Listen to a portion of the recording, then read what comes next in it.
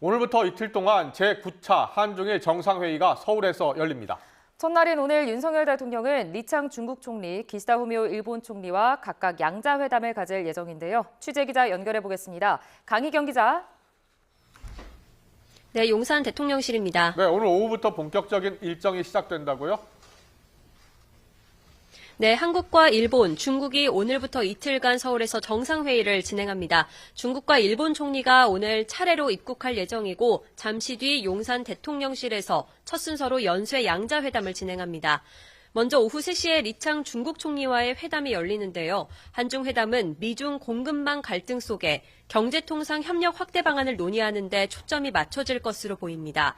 또 한반도 정세에 관련한 논의도 이루어질 예정인데 앞서 중국을 방문한 조태열 외교부 장관은 북한 비핵화를 위한 중국의 건설적인 역할을 당부하고 탈북민 강제 북송에 대한 우려를 전하기도 했습니다.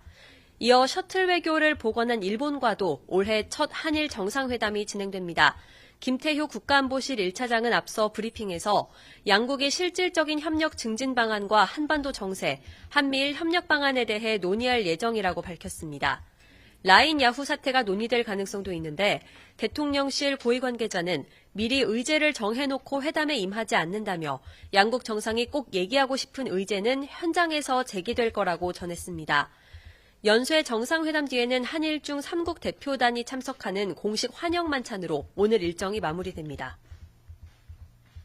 네, 내일은 한일중 정상이 한자리에 모이죠. 네, 지난 2019년 이후 4년 5개월 만인 한일중 정상회의가 내일 오전 열립니다. 3국 정상은 1시간 반 넘는 시간 동안 인적 교류와 기후변화 대응 협력을 통한 지속 가능한 발전 도모, 경제통상 협력 등 6대 협력 분야를 집중 논의합니다. 이어 논의 결과가 공동선언으로 발표될 예정인데 3국 정상이 나란히 서서 공동 기자회견을 진행할 것으로 보입니다. 중점 논의 분야인 민생경제 협력 방안 외에 어떤 내용이 담길지가 관심인데요.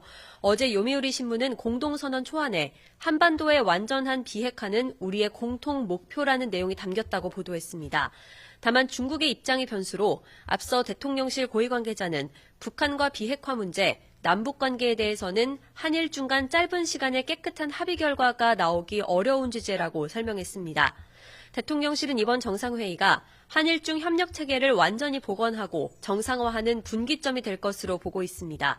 특히 이번 정상회의를 계기로 3국 국민이 혜택을 체감할 수 있는 실질적인 협력의 모멘텀을 확보할 수 있을 거라고 강조했습니다.